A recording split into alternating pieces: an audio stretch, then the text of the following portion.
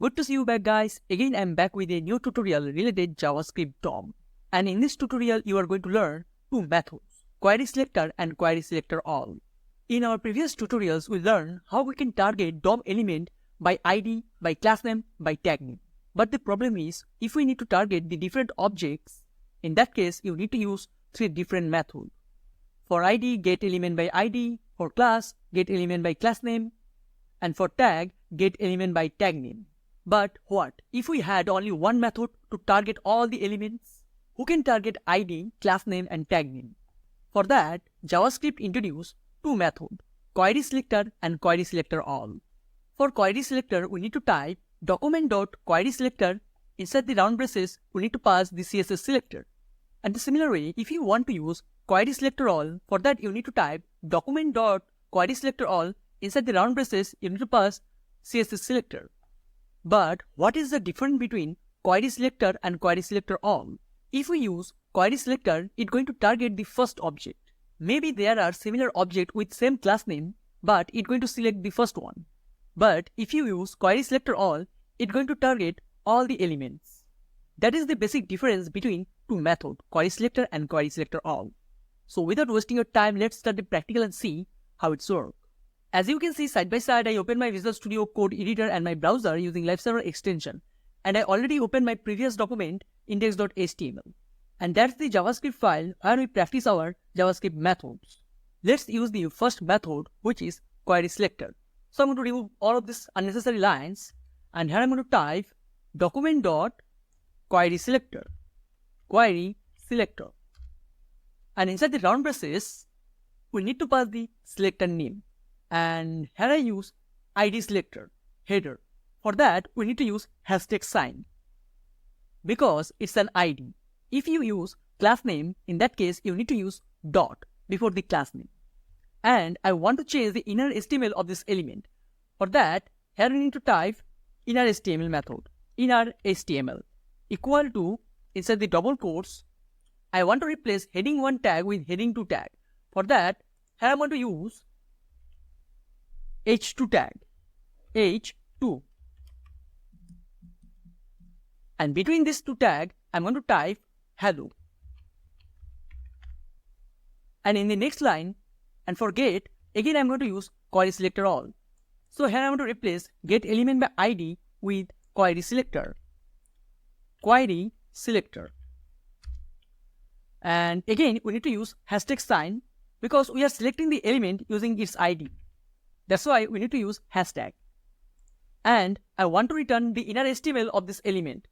Dot inner HTML. If I save this file and show you my console, as you can see in my console, it's written the new inner HTML, hello. And also you can see here we use heading tag. With that, you can see the changes in our header portion. And remember, this selector is going to target the first element from your document. For now, I'm going to comment out this line, I don't need it. And I'm going to save this file again.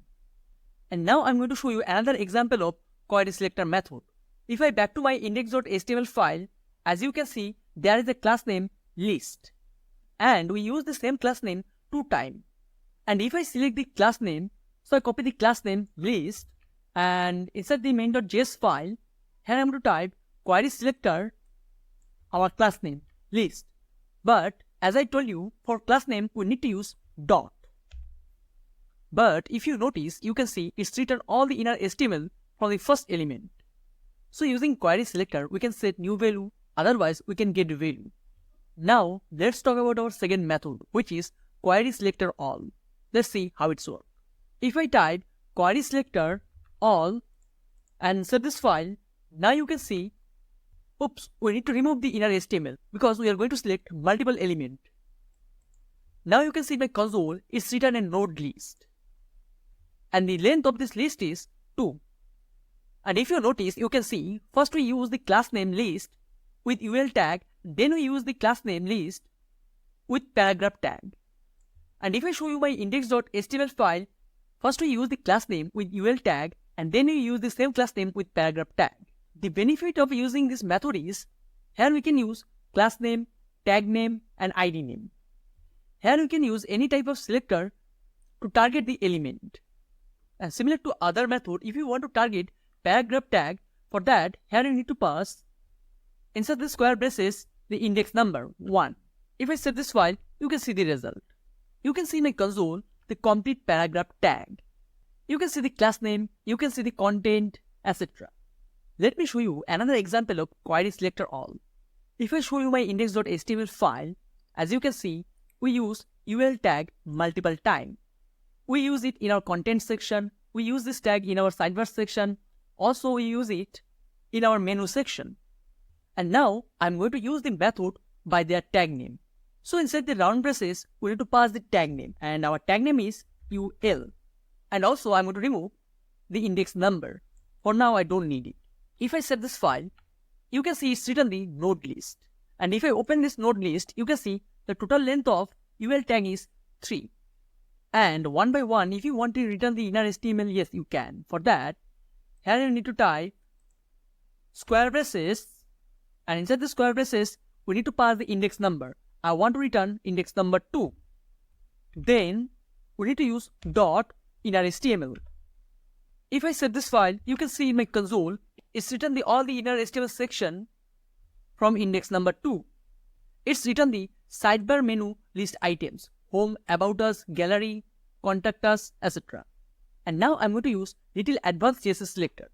You can see in my index.html file, inside the header section, we have h1 tag, your logo. And we can select the h1 element using this ID. Let me show you. So here, I'm going to remove this one. I don't need it. And inside the double quotes, I'm going to type our ID name, header, space, the element name, h1. If I save this file, you can see the result in my console. It's written the h1 tag, which is inside the header section. And if I back to my index.html file and duplicate this line multiple times and set this one, now you can see inside my node list, we have total 3 h1 tag. This advanced selection going to return all the h1 tag from the header element. So basically, I want to say, if we use this method, here we can use advanced CSS selectors. So this is the usage of querySelector and querySelectorAll method. Using one selector, we can target all type of attributes, ID, class, style, etc. So this is it for this tutorial. Thanks for watching this video. Stay tuned for our next tutorial.